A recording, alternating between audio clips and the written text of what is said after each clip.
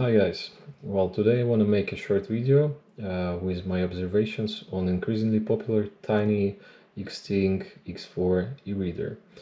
First I will quickly share my opinion, secondly I will compare black versus white versions, and lastly I will make a brief overview of various accessories that are available, both original and not, and that you can see in front of me. So let's go. So in short, it's an amazing device. Honestly, it genuinely made me read more. It's very limited, yet somehow brilliant because of that. Firstly, it's extremely small and lightweight, and it doesn't feel like carrying another phone with you. For comparison, here I have my Books Palma and my Samsung Galaxy S25 Ultra. They're almost identical size-wise and like weight-wise. And if you compare Books Palma to Xteink, it's just a tiny fraction, as you can see, tiny fraction of space and weight. Secondly, it has two sets of physical buttons which you can use to turn the page. It's like the ones below and ones on the side, so you can seamlessly switch hands and change the way you turn the pages. I find it very useful, honestly, and very comfortable. And I'm only talking about my experience with unofficial Crosspoint firmware, which the company has announced may become harder to install on future revisions. It also uses USB-C for charging, which I personally prefer over the proprietary port that is announced to be on the newer and smaller Xteink X3. It's also advertised as something that you can attach to the back of your phone, and yeah, it will definitely depend on the phone that you are using. For example, with this particular case on my S25 Ultra, it attaches well. It also blocks all the cameras, but yeah, also honestly I will hardly use it this way, so for me it's just the feature that I will never use. Then compared to other e-readers, in my opinion, it serves a very different purpose. It's designed to be instantly available and distraction-free, but also it is intentionally limited. Unlike devices such as Books Palma or Kindle, you cannot easily tap words for definitions or translations because, yeah, obviously the screen is not touch sensitive. You only have physical buttons. And because of that, I would not recommend it for language learning or deep text analysis with dictionaries. Also, I want to mention that you should not really expect premium build quality. You will notice occasional dead pixels here and there or small imperfections on the screen on both versions actually. But considering the price, I think that it is completely acceptable. And finally, one of the best things about this device, at least in my opinion, is that you simply do not worry much about it. It's cheap, tiny, and it's easy to carry everywhere. So yeah, now let's move over to the comparison.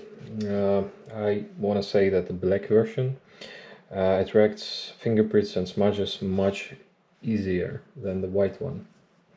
And I find myself wiping it constantly as compared to the white version. Also, the back panel materials are different. On the white version, you have a semi-transparent matte plastic with a glass feel-like. Actually, it resembles the material that is used on the front, and the logo appears to be printed underneath the surface. While the black version has a non-transparent matte metal back, or at least metal-like, it feels like metal, with the branding printed on top. So I suspect it could scratch over time. On the other hand, it may actually be more durable overall. In reality, a white model is more gray than pure white. And the bezel color also matches the e-ink screen itself, making it visually blend together more naturally and creating a very book-like appearance with the side bezel looking like the margins on a real book. The black version creates a stronger contrast around the text, which helps to focus visually, but also it makes the screen appear slightly smaller. Yeah, another point about the black version, I think that the plastic that is used will show wear more noticeably over time. For example, these buttons will get, the edges of them will get polished, and you will see shiny spots here and there. And on the white version, this should be a lot less visible, in my opinion. Other than aesthetics and materials, I have not noticed any major technical differences between the two, so both are perfectly fine. So finally, personally, the white version is my favorite overall, especially aesthetically. Now a few words about accessories, and I want to start with the screen protector that is included in the package. Initially I was very skeptical about it, to be honest, but I tried to apply it for comparison purposes, and it is applied now on the black one, while the white one is without it. To be honest, I ended up liking it very much. In my opinion, yeah, it reduces reflection even further, so I don't know if it's clearly visible, but the source of light is less like reflected like in the mirror. It also makes the screen more fingerprint resistant. It adds extra protection, obviously, because of the nature of it, and honestly I did not notice any meaningful reduction in the text sharpness or font quality. So my advice would be to actually try to apply it. So now, official magnetic case. It's very nice and practical. It attaches securely and can be removed instantly when needed. And yeah, it covers it perfectly and protects it quite well. Here it is with the white one.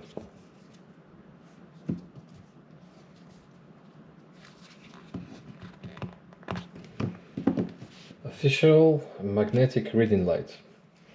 I was quite skeptical about this accessory too, but after using it I genuinely liked it. So it comes with the two sets of holders. This one, the metal one, with which it can be attached magnetically to the back of your device. You can hold it like that. Yeah, it's doable. And the second one, with which you can attach it to the back of the book or any other device, or even the back side of the magnetic cover, because the this magnetic holder is not compatible with any of the cases, actually, neither with this one nor with these two. So yeah, you can only use it with the naked device, so to say. It offers 3 color temperatures, this, and this, so different color warms. Yeah, the brightness can be adjusted by holding the button, so it will be reduced or increased. It charges via USB-A port, so you just plug it into USB-A. And yeah, it's probably not something you would carry everywhere daily, but when you need it, it works quite well. So I just want to show that if you really want to use magnetic cover with the reading light, you can use the second attachment. It will look like this. It will not be the most ergonomical way, but yeah, it will work. It will work. Because with the metal plate, it will just not stick.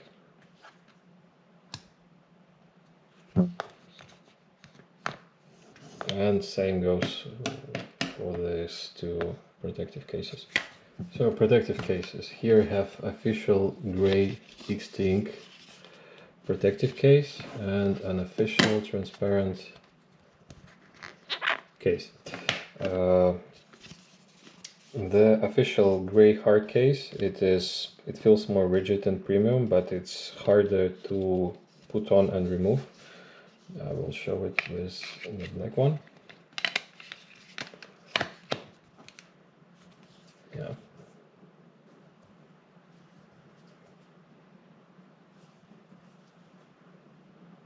And it also does not add much of border sticking on top of the screen, so like full protection will not be as good as with the transparent one.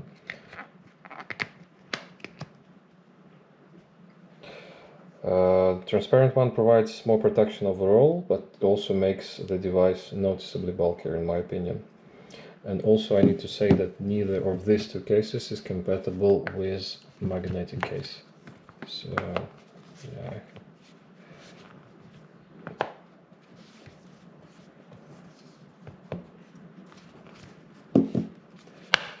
And yeah, also you can find aftermarket unofficial like pouches. I had this one already, and yeah, it can also fit it quite well in my opinion. So you can search for something similar if it's something that you would prefer overall. So finally, my personal favorite setup is the magnetic case combined with the magnetic reading light, which I only use when necessary. So that was it. I hope this was useful to some of you, and bye.